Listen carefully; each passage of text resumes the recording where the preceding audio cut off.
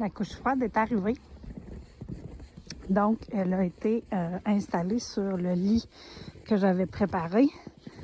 Je ne l'avais pas préparé assez large, donc j'ai triché un tout petit peu en mettant un peu de terre et de neige qui était accessible. Il n'y en a pas beaucoup.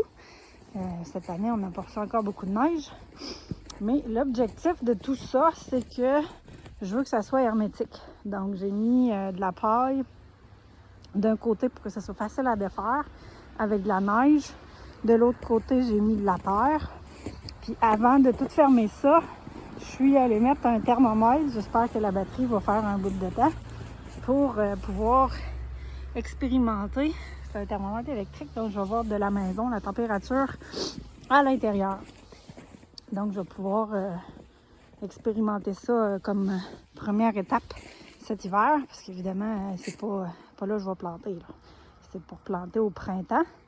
Mais dans le fond, c'est pour voir à quelle vitesse le sol va se réchauffer au printemps pour commencer à préparer, commencer à semer dans le fond ou planter des éléments des végétaux dans ma couche froide. Donc voilà, avec mon lit, il commençait ici, là. Il s'en allait jusque là, puis il s'en allait jusque l'autre côté, fait que je suis pas mal dans le centre.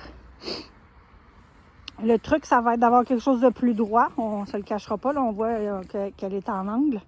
Donc, c'est moins hermétique dans ce temps-là. Hein. C'est une structure en bois, donc c'est très droit. Fait que le meilleur truc pour garder ça le plus hermétique possible, c'est d'avoir quelque chose d'assez droit. Puis, je suppose de remettre de la terre un tout petit peu là, sur le plastique, parce qu'il reste du plastique là, en dessous. Donc, remettre de la terre sur le plastique pour pouvoir créer vraiment l'effet de serre qu'on cherche. Fait que c'est à suivre. On est encore au mois de janvier. Alors, j'en ai profité parce que, justement, j'avais pas 3-4 pieds de neige sur la surface du sol que j'avais préparé. Puis, c'était même pas très gelé. Fait qu'on était capable de planter les piquettes pour s'assurer de fixer tout ça.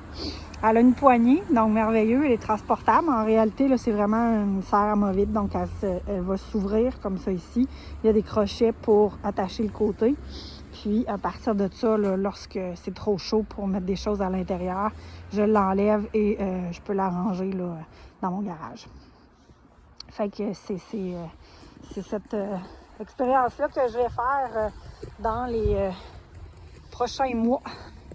Prochaine période là, pour voir justement une période de printemps puis une période d'automne, comment ça va me faire profiter de rallonger finalement la récolte de plantes comestibles, surtout annuelles évidemment. Je vais y aller plus avec des annuelles, des radis, de la salade, du pak choi, des choses comme ça.